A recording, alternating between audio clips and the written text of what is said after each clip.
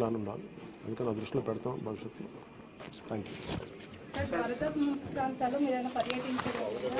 అంటే ఇది ముందు రోజే అనుకున్నాను. యాక్చువల్గా ఇది మా దృష్టికి ఏంటంటే ముందు 1వ తారీఖు అనుకున్నప్పుడు అందరూ ఏమన్నారంటే మీరు వస్తే ఇది మాకు ఈ రిలీఫ్ ఆపరేషన్స్కి ఇబ్బంది అయిపోద్ది, మాకు దయచేసి మీరు ఈ రిలీఫ్ ఆపరేషన్ మీరు అడ్డం అయిపోతారని చెప్పేసి వారి సూచన మేరకు నేను ఆగిపోవాల్సి వచ్చింది.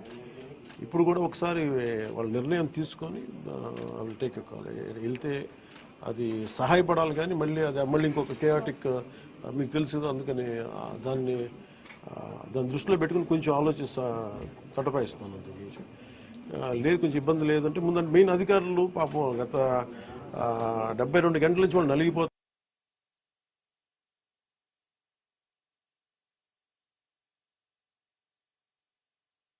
అని చెప్పి నేను దాన్ని దృష్టిలో పెట్టుకొని నేను స్వయంగా పర్యవేక్షిస్తున్నాను.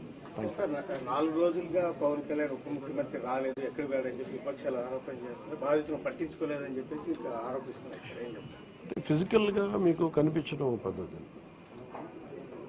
అంటే వాళ్ళు ఏమనుకుంటారంటే నేను బోట్ వేసుకొని రెస్క్యూ చేయడం కుదరదు కదా, బాధ్యతలు లేకుండా ఎందుకుంటాం, అది ఏంటంటే అనాలి కాబట్టి అంటమే తప్ప. ఎంటైర్ మీరు చూస్తే మా పిఆర్ మెషినరీ, మన పిఆర్ పంచాయతీరాజ్ మెషినరీ మొత్తం ఎంటైర్ వర్క్ చేస్తాం మా సైడ్ నుంచి.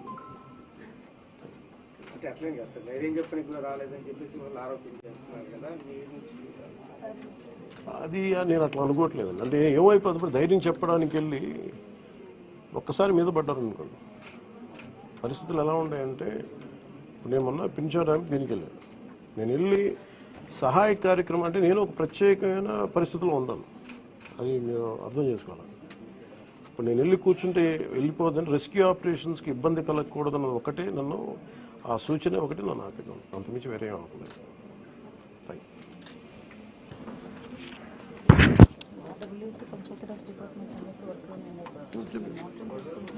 అలాగే నిన్నే చెప్పాను. అంటే పంచాయతీరాజ్ కానీ, రూరల్ వాటర్ సప్లై కానీ, ఇంజనీరింగ్ డిపార్ట్మెంట్ కానీ ఇవి కన్సిస్టెంట్గా పనిచేస్తున్నాయి in tandem with rescue operations. So దాన్ని కూడా మీరు దృష్టిలో పెట్టాలి. హైదరాబాద్ తరహాలో ఇక్కడ చెరువులు అవన్నీ కబ్జాలు అవుతున్నాయి కదా, వాటి విషయంగా ఏమైనా మీ గవర్నమెంట్ దృష్టి పెట్టింది? ఇప్పుడు ఇది సక్సెసివ్గా ఇప్పుడు మనం అంటే దీంట్లో ఒక ఇది ప్రతి ప్రభుత్వం తీసుకోవాల్సిన బాధ్యత ఇది. ఇప్పుడు దీంట్లో ఆల్రెడీ చెరువుల్లో కొంచెం నాలాల్లో కట్టేసినవి ఉంటాయి.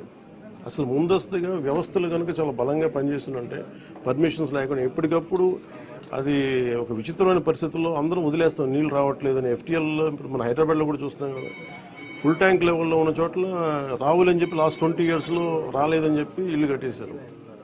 ఎప్పుడో సరదాగా మనం అది ఎప్పుడు ఈ జలవనరుల శాఖ ఎప్పటికప్పుడు ఇది కట్టద్దు, పర్మిషన్స్ ఇవ్వద్దని అంటుంది మళ్ళీ. కానీ దాన్ని స్థానిక మున్సిపాలిటీలు కావచ్చు, కార్పొరేషన్స్ కావచ్చు ఇచ్చేసిన పరిస్థితుల్లో మీరు హైదరాబాద్ చూస్తున్నారు. మనకు కూడా అలాంటి పరిస్థితులు ఉన్నాయి. ఇది సక్సెసివ్గా జరుగుతూ ఉండింది. దీన్ని ఎట్లా అడ్రస్ చేయాలనేది ఇది ఒక సోషల్ ఇష్యూ కూడా అవుతుంది. సో దీన్ని ఎలా చేయాలి, కొంత ఎడ్యుకేట్ చేసి కొంత అవగాహన తీసుకొచ్చి ఒక ప్రత్యామ్నాయం కల్పించి దీన్ని ఖచ్చితంగా అడ్రస్ చేయాలి, భవిష్యత్తులో ఖచ్చితంగా అడ్రస్ చేయాలి.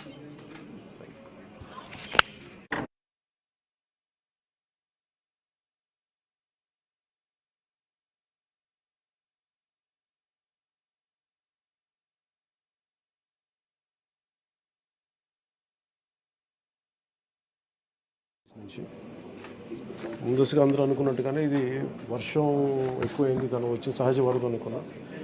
ఆ తర్వాత రికార్డ్ బ్రేక్లో అసలు ఎవరు ఊహించిన విధంగా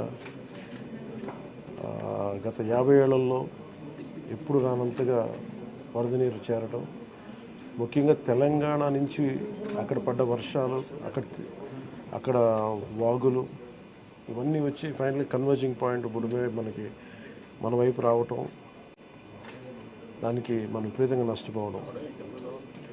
అలాగే ముఖ్యంగా విజయవాడ ఎందుకు ఇంత గురైందని చూస్తే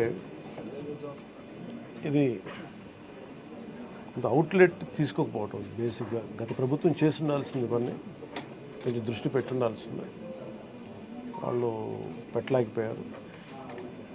సో వాళ్ళు చేయలేకపోయినా కానీ భవిష్యత్తులో ఈ రోజున ఈ సహాయ కార్యక్రమాలతో పాటు భవిష్యత్తులో ఇలాంటి ఇంత అకస్మాత్తుగా ఇలా వచ్చి మనం ప్రజలు ఇంత నష్టపోకుండా ఉండాలంటే ఏం చేయాలి? ఖచ్చితంగా ఈ వరద నీరు తగ్గగానే రిసీడ్ అవ్వగానే దీని మీద ఒక ప్రాపర్ ప్లానింగ్ తోటి దీన్ని ఈ వరద నీరు వెంటనే దీని అవుట్లెట్ కాలువలు ఉండేలాగా దాని మీద ఈ ఫ్లడ్ కెనాల్స్ని ఎలా ఏర్పాటు చేయాలనేది గౌరవ ముఖ్యమంత్రి గారితో కూడా దీన్ని చర్చిస్తారు. ఇందాక కూడా మాట్లాడుతూ ఉంటే ఇన్ఫర్మేషన్ ఏమంటే బుడమేరుకు సంబంధించి కొంత